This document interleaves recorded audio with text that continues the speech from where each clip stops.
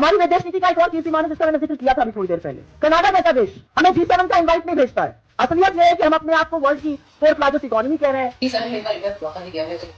तो ये तो आप विश्व गुरु हमारे प्रधानमंत्री मोदी जी से पूछना चाहिए। वो विश्व गुरु है, जगत गुरु है, तो अगर उनको नहीं बुलाया है तो उनके जो भगतजन है वो उनको जवाब देंगे। हमको तो बुरा लगा, ये देश का अपमान लगता है मुझे।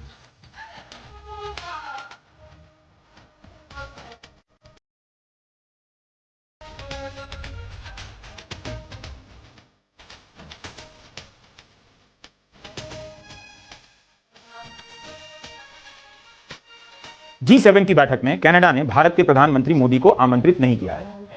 अच्छा, अब देख तू गया बेटा।